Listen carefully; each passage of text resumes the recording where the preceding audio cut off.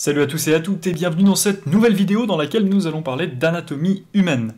Alors, la première partie de cette vidéo va concerner la simplification de l'anatomie, c'est-à-dire que on va essayer avec des couleurs de marquer les différents groupes de muscles, et ça va être beaucoup plus simple que de détailler chaque petit muscle. Nous, ce qui nous intéresse en tant qu'artiste, c'est vraiment les formes. Donc, que vous fassiez du sculpte ou du dessin, ce qui est important, c'est de comprendre les formes et la silhouette des différents groupes de muscles. Vous n'allez pas forcément avoir à vous intéresser à toute l'anatomie sous-jacente, même si c'est vrai que ça peut être intéressant de au moins comprendre comment fonctionne le squelette, mais en tout cas, c'est pas ce qu'on va voir aujourd'hui. Dans la deuxième partie de la vidéo, je vous propose un timelapse du sculpte que vous voyez à l'écran. Je ne commenterai pas le timelapse. Si vous vous intéressez vraiment à de la technique sur ZBrush ou comment sculpter dans ZBrush, je vous invite à aller regarder le tuto que j'ai fait par exemple sur Darth Maul ou même sur la sculpture de l'orque. Donc c'est parti. Voyons voir les différents groupes de muscles que compose cette étude anatomique. Alors le premier muscle que je vais colorer, ça va être le biceps. Alors le biceps, c'est un muscle qui est assez droit, sauf quand on plie le bras, il va gonfler, mais c'est vraiment le seul moment où il va gonfler. Donc faites bien attention à bien le faire allongé et droit, vous allez voir que en vue de dessus, voilà, il est assez droit. C'est vraiment pas une boule comme on aurait l'idée de le faire quand on, par exemple, quand on fait ses premiers dessins. Ensuite, le deuxième muscle que je vais peindre ici va être un muscle qui va rattacher le haut et l'avant-bras, le haut du bras et l'avant-bras. Et si vous regardez, il twiste un peu, donc il s'attache devant le triceps, mais derrière le biceps. Et entre les deux, on va avoir un muscle ici qui va être assez fin, qui va s'attacher vraiment sur le dessus du bras et qui va être vraiment dessous le deltoïde, qui est l'espèce de grosse masse musculaire qu'on a au niveau de l'épaule. Et il va s'attacher par contre au-dessus du groupe de muscles que j'ai représenté en vert. Donc là je vais colorer le deltoïde en rouge. Alors pourquoi on appelle ça le deltoïde? Parce qu'en fait vu de dessus ça ressemble à une sorte de delta, vous voyez à peu près. Le deltoïde est vraiment une sorte de chapeau si vous voulez, au niveau de couvercle, au niveau de l'épaule. Vraiment on va avoir la clavicule qui va être entre, dessous on va avoir le pec, qui va s'enclencher, et dessous aussi, à l'avant, on va voir le biceps qui va s'enclencher. Donc voilà, là je peins les pecs en fait, tout simplement en jaune. On verra par la suite qu'il faut les différencier les pecs avec un autre groupe de muscles, on verra par la suite, pour l'instant pour simplifier je les ai mis en jaune. Et on va ensuite attaquer les abdos. Alors les abdos, il y en a 8 qui sont donc relativement symétriques. Alors dans la vraie vie c'est pas symétrique, mais dans mon étude anatomique on va les faire symétriques. Donc on va avoir la première paire en haut, en bleu, en vert pâle on va avoir la deuxième paire, en marron la troisième paire, et le dernier groupe de muscles en fait sont deux abdos, donc symétriques toujours par rapport au centre du corps, mais je les ai regroupés en une masse, parce qu'en général on les regroupe en une masse, ils sont assez fondus ces derniers abdos, sauf sur des bodybuilders ultra secs. Ensuite, sur le côté, on va avoir une partie qui s'appelle les obliques externes que je suis en train de peindre là actuellement en bleu, qui rattache le devant du torse et le derrière, qui vraiment fait la liaison au niveau, entre guillemets, des poignées d'amour hein, de l'avant et de l'arrière.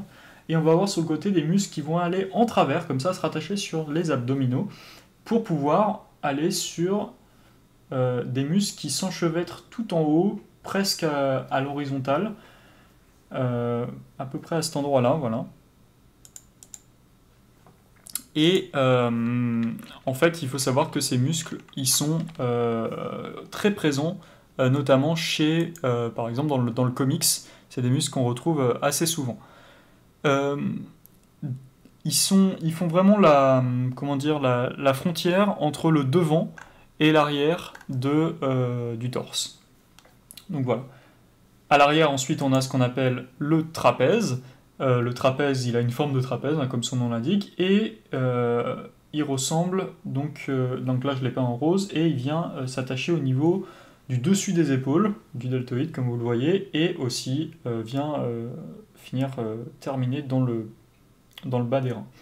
On a ensuite ce muscle-là, qui est le sternocleidomastoïdien, sterno pour sternum qui s'attache donc sur le sternum, cleido pour la clavicule, ça s'attache aussi sur la clavicule, et mastoïdien parce que ça s'attache derrière la mâchoire, donc là un peu plus haut que la mâchoire d'ailleurs. Ensuite, on va avoir un groupe de muscles à l'arrière qui va s'appeler les infas spinatus. Donc ça va être un muscle qui est attaché sur l'omoplate. Et à l'arrière, vous voyez que on a un muscle en vert ici qui est presque à l'horizontale par rapport au dos, qui vient contourner, enfin qui vient suivre les dorsaux et donc aussi l'omoplate. Puis à l'arrière, on a ce qu'on appelle les dorsaux, ou en latin les latissimus dorsi, parce que beaucoup de noms ont été donnés en latin en anatomie. Et voilà, donc c'est une espèce de grande masse musculaire qu'on peut représenter comme ceci, qui vient vraiment s'enchevêtrer dans le bas des reins. Et j'ai dit tout à l'heure que le trapèze allait dans le bas des reins, c'est pas vrai, hein. Le trapèze, ça reste vraiment au centre en haut du dos, excusez-moi. Ensuite, on va avoir sur le côté un muscle qui s'appelle le trochanter, qui est, enfin, une forme qui s'appelle le trochanter, qui est en fait un os qui se transforme en tendon, qui est assez droit. Voilà, comme on peut le voir. Et tout autour, on va avoir les muscles des fessiers. Donc les muscles des fessiers, il y en a plusieurs. On va en avoir un qui s'appelle le gluteus medius, qui est plus proche de l'intérieur. Et ensuite, on a les fessiers. Et celui que j'ai fait en orange est un muscle en fait qui permet de rattacher les jambes sur le côté avec le haut du torse. Et ici, on a les fessiers, donc en rouge. Même s'il existe plusieurs muscles au niveau des fessiers, je préfère les regrouper en plusieurs. Enfin, je préfère les regrouper, si vous voulez, en une seule masse musculaire. Alors, à l'arrière, on va avoir des muscles qui sont assez intéressants, qui sont en fait là pour tenir le haut de la jambe et venir recouvrir les mollets. Voilà, qu'on peut représenter à une masse de muscles aussi, comme ceci. En anglais, on appelle ça les hamstrings, pour donc les ficelles de jambon.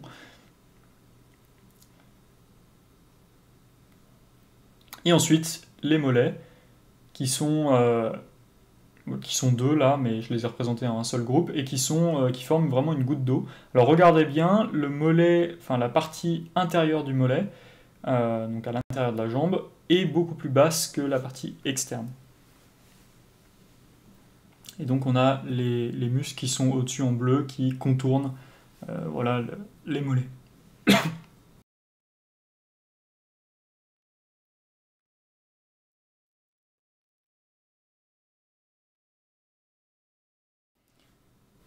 Ensuite, ici, on a le couturier, qui est donc un des muscles les plus longs du corps humain, qui est défini en rouge ici, qui vient s'attacher en haut au niveau pas loin de la crête iliaque et qui contourne le mollet, et qui sépare en vert ici les adducteurs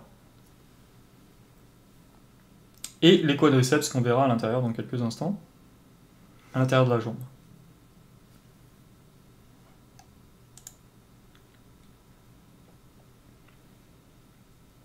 Donc les quadriceps, ils sont divisés en normalement trois groupes de muscles, mais là je les ai représentés en un seul.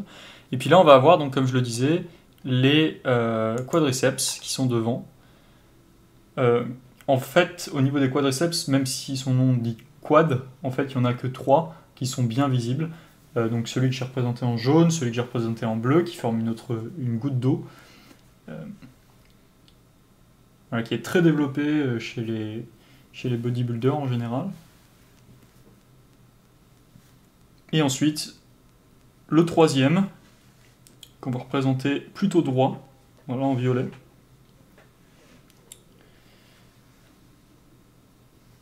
Ensuite, on va avoir le genou, qui va être donc tout simplement un os. Et en dessous, on va avoir le tibia, qui va en fait venir twister pour aller vers l'intérieur de la jambe, former la malléole interne. Donc c'est l'espèce de boule qu'on a à l'intérieur du pied, enfin de la jambe.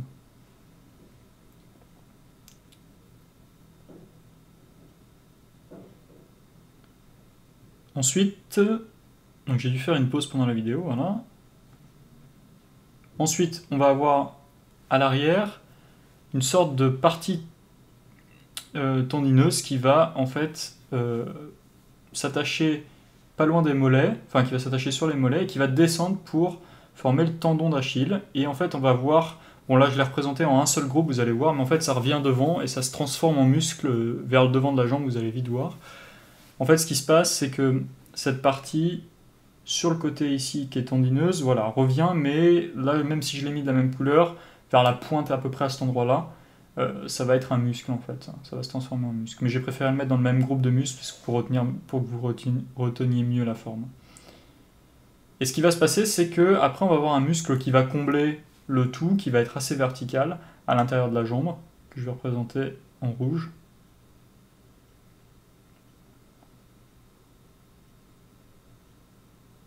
Voilà, qui va suivre le tibia. Et puis de l'autre côté, on va avoir des muscles aussi qui vont être verticaux, comme ceci, et qui vont aussi suivre le tibia. Il faut savoir qu'il y a beaucoup de muscles sur le corps humain, en fait, qui sont, entre guillemets, qui ont une fonction de remplissage. Il y a des muscles qui sont vraiment essentiels, et puis il y a des formes qui sont là vraiment pour combler les trous et que les muscles principaux se maintiennent sur le corps. Et puis là, on a un muscle, voilà, entre guillemets, de remplissage qui vient se terminer en la malléole externe. Enfin, c'est pas un muscle, c'est des muscles qui se terminent en tendon et qui forment la malléole ensuite externe en os. Voilà. J'ai séparé juste les abdos ici pour que ça soit plus compréhensible. Et je viens rendre les muscles externes ici, qui s'appellent les serratus antérieurs, je crois pas que je l'ai dit tout à l'heure, un petit peu plus pointus. Et puis là, j'avais dit tout à l'heure qu'au niveau des pecs, on va séparer un des muscles qui est assez important en fait, qui est un muscle en fait qui vient s'attacher vraiment dessous le biceps et les deltoïdes, et qui vient s'attacher sur la clavicule. Ça vous permet de bien comprendre vraiment les deux parties principales des pectoraux. Et puis on a les clavicules ici, avec à la fin ce qu'on appelle l'acromion, donc qui est la terminaison de la clavicule, qui vient ensuite attacher les omoplates derrière. Puis là, ce que j'ai dessiné en rouge, c'est le sternum. Au niveau du bras, on va avoir donc ici un petit os, une petite protrusion qui est le muscle de l'avant-bras, si je ne me trompe pas. Je me souviens plus des noms, par contre, des os. J'ai dit muscle, excuse-moi, des os. Et au niveau du coude, ici, on va avoir le coude qui va se transformer en une partie tendineuse entre le trapèze. Donc là, le triceps, pardon, j'ai dit trapèze, le triceps.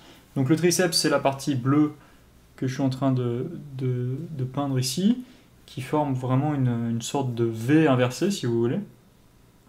Et puis à l'intérieur des bras, on va avoir différents muscles. Donc là, en orange, on va avoir un groupe de muscles qui va être vraiment sur l'avant du bras, qui va permettre de plier le bras vers l'intérieur, qui va avoir une action de flexeur. D'ailleurs, on les appelle les flexeurs. Et puis là, j'ai un petit muscle en violet qui suit le biceps, qui forme un L.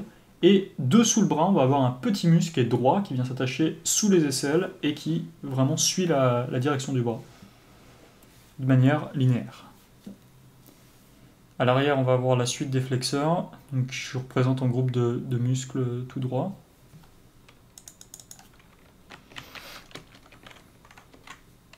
Et puis ensuite, pareil, des muscles qui comblent le tout.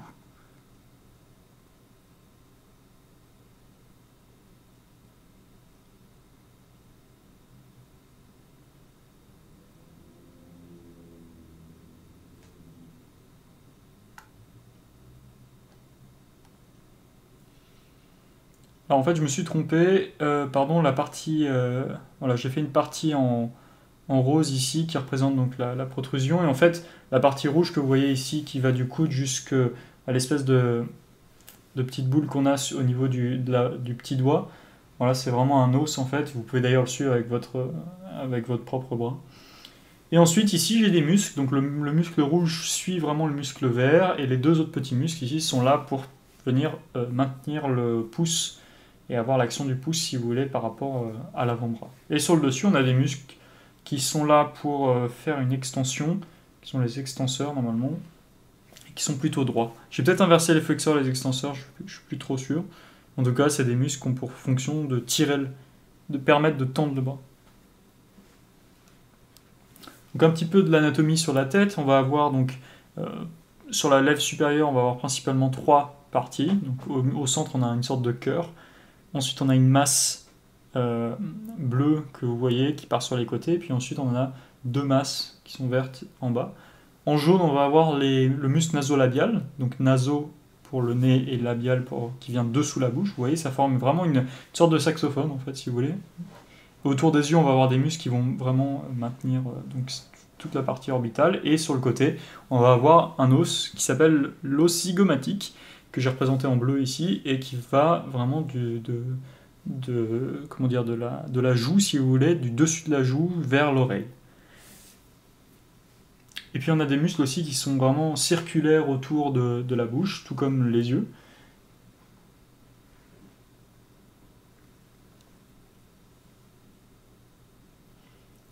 Muscles qui sont là pour aussi connecter un petit peu toutes les différentes parties.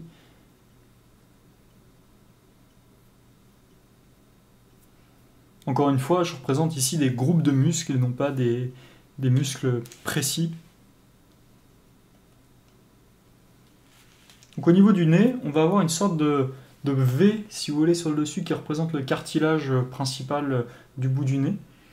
Et on va avoir ensuite les narines, et sur le dessus, on va avoir, en vert, voilà, on va avoir une partie qui va s'enchevêtrer dans la partie du dessus des 2 cartilages du devant. Et en fait, imaginez que je retirais la partie verte, orange et bleue du nez, et bien en fait, on se retrouve avec le trou d'un crâne, en fait, au niveau du nez.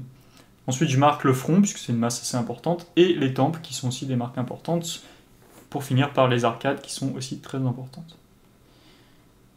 Je vais juste repeindre autour de la bouche les muscles pour pas que ça fasse trop clownesque. Voilà, que ce soit plus lisible.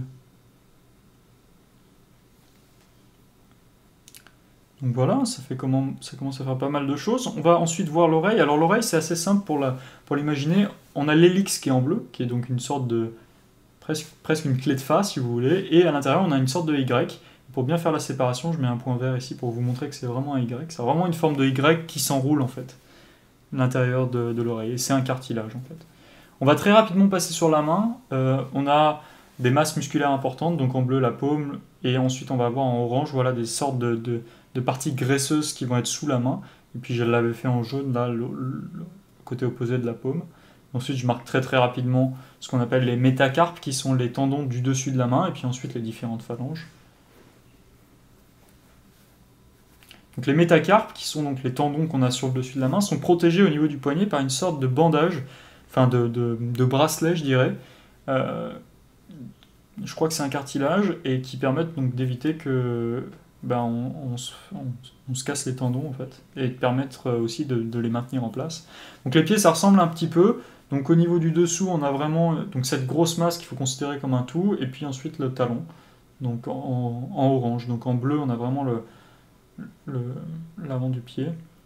J'ai marqué aussi en rose ici cette partie-là, qui est en fait qui permet de faire une séparation vraiment du pouce et de l'index. En fait, c'est juste un excès de peau que l'on voit là.